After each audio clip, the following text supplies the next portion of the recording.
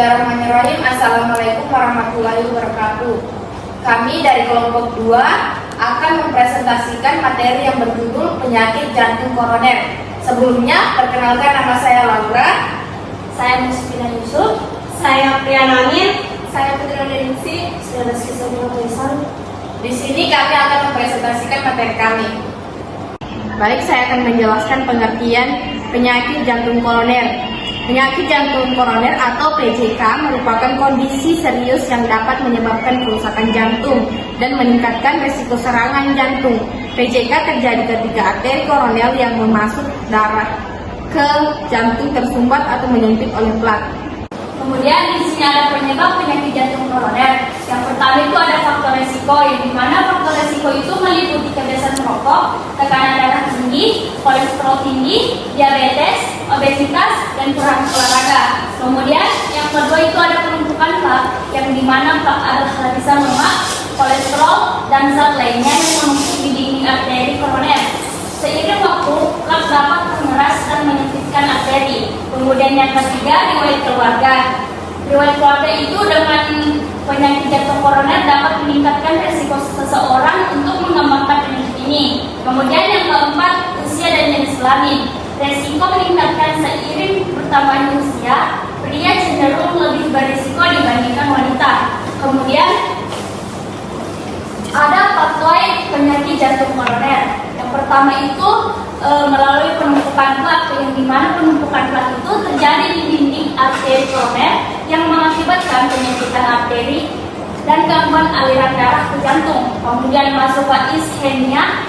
Iskemia itu adalah penyempitan arteri yang mengurangi suplai oksigen ke otot jantung, menyebabkan iskemia, kondisi di mana otot jantung kekurangan oksigen. Kemudian masuk yang ketiga yaitu angina, yang dimana angina itu iskemia dapat menyebabkan nyeri dada atau angina yang merupakan gejala umum penyakit jantung koroner. Kemudian yang terakhir masuk ke serangan jantung, yang dimana jika plak pecah dapat menyebabkan pembekukan darah yang menghalangi aliran darah sepenuhnya, yang menyebabkan serangan jantung. Kemudian kita masuk di manifestasi klinis penyakit jantung koroner. Yang pertama yaitu nyeri dada. Nyeri dada yang terasa seperti tertekan, sesak atau berat, seringkali menjalar ke lengan, rahang atau bahu.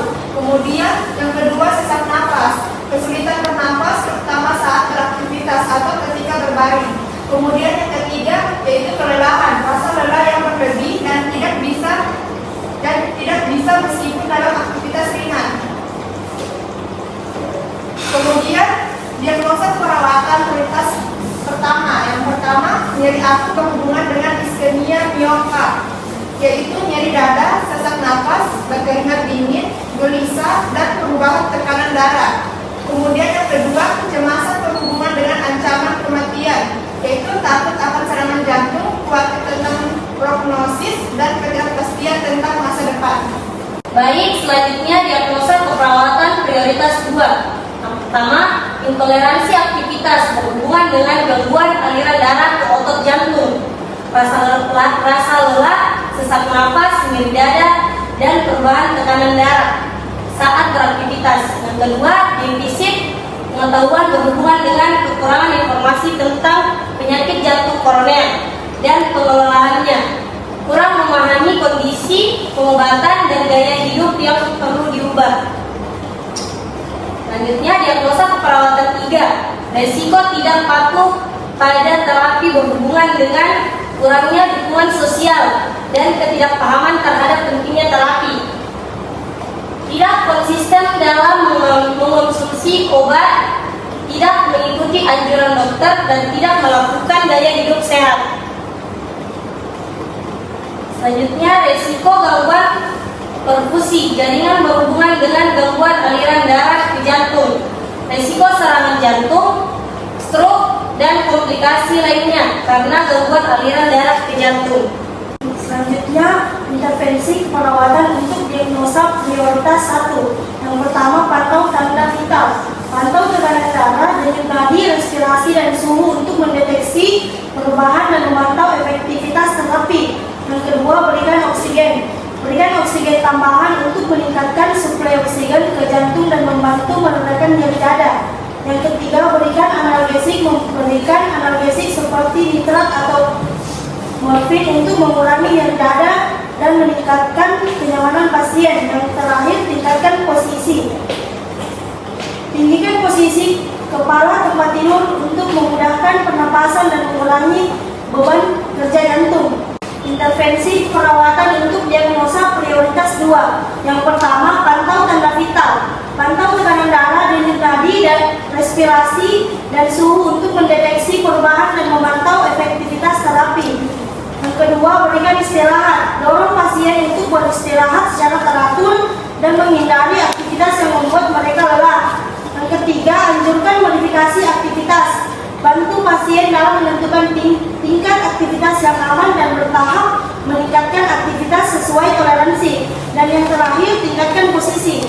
Tinggikan posisi kepala tempat tidur untuk memudahkan pernapasan dan mengurangi beban kerja jantung.